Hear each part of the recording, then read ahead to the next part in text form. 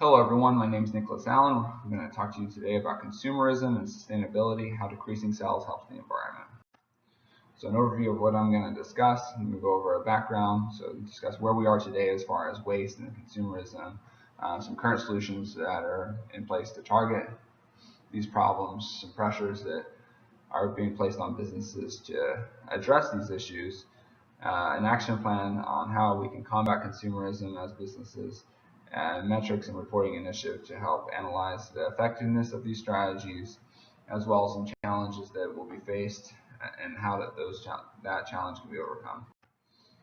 So a background, consumerism is an obsession with constantly getting more stuff. This has become a common trend throughout the world, specifically in developed nations, and because people are constantly getting new things, the old things are disposed of and trash is covering the earth and it's becoming difficult to manage. So how we got here. So we've had a booming economy in developed nations for quite a while. As of 2010, extreme poverty is reduced by half since 1990.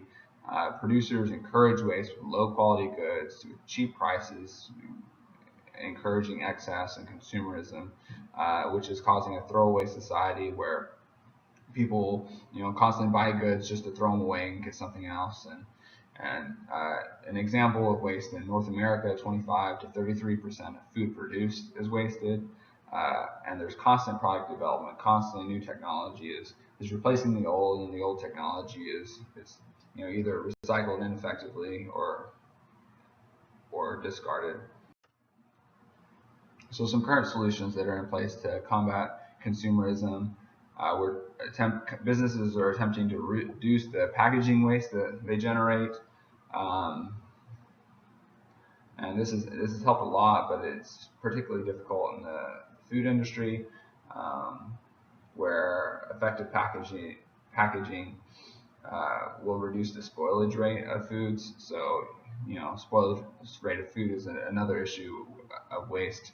So you've got to find that balance. Recycling. General Motors recently announced that 90% of their waste produced is recycled. In 2015, 25% of solid waste in the U.S. was recycled, compared to 11% in 1990. So we're making a lot of strides as far as combating waste through recycling, but unfortunately, recycling isn't enough. We have to decrease consumption. So as you can see from the waste hierarchy here, recycling is not the most preferred way to minimize waste.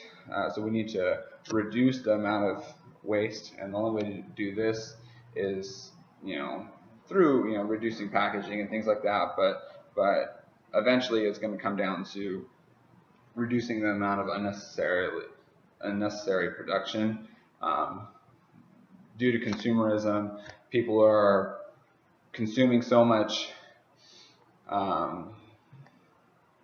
material, and a lot of that material is not needed, and therefore it's eventually wasted and put into the recycling waste or disposed of. So some pressures on businesses to combat consumerism and reduce waste: the government regulation, competition, societal trends, media. So a few examples of government regulation: the European Union recently came out in support of a circular economy and announced that by 2025, they'll ban all single-use plastics. The California straw law, where California is restricting the amount of straws that can be used, and how restaurants have to not offer disposable plastic straws as a default to customers, but only upon request. So this is going to reduce the amount of plastics that are being wasted. There's also, as I mentioned, competition. So other businesses are making strides in waste reduction, and pressuring other companies to do the same. An example, Kroger recently came out with the goal of eliminating plastic bags at their locations by 2025. Starbucks, Hyatt Hotels, and Disney all announced that they're eliminating plastic disposable straws at their locations, encouraging other companies to do the same. Additionally, societal trends, media. So the media has been talking a lot about, a lot of pictures on Facebook of wildlife that are, negatively impacted by waste. The Great Pacific Garbage Patch is a common trend and a common topic, which is a plot of the Pacific Ocean that, due to recent reports, is the size of France and is just covered in plastics that have been improperly disposed of. And additionally, microplastics are finding their way into seafood and therefore are being consumed by humans. So these are all things that are putting pressures on businesses to combat consumerism and reduce waste. So an action plan, combating consumerism. So ultimately, businesses need to sell less raw material, less stuff.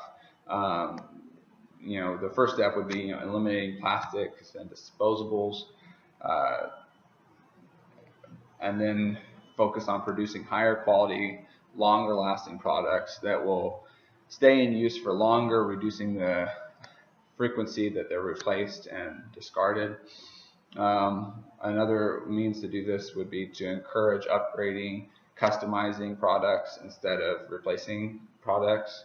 An example being like a laptop. Instead of just buying a new laptop, businesses can design laptops where they can be easily upgraded with new hardware or software to improve performance and bring the end user the product development that they want without having to discard of the old.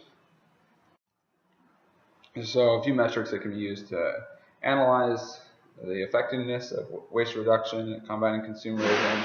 In general, just a decline in quantity of goods sold will indicate waste reduction, but it starts with raw materials. So if a company's using less raw materials, then they should generate less waste, assuming that output remains the same.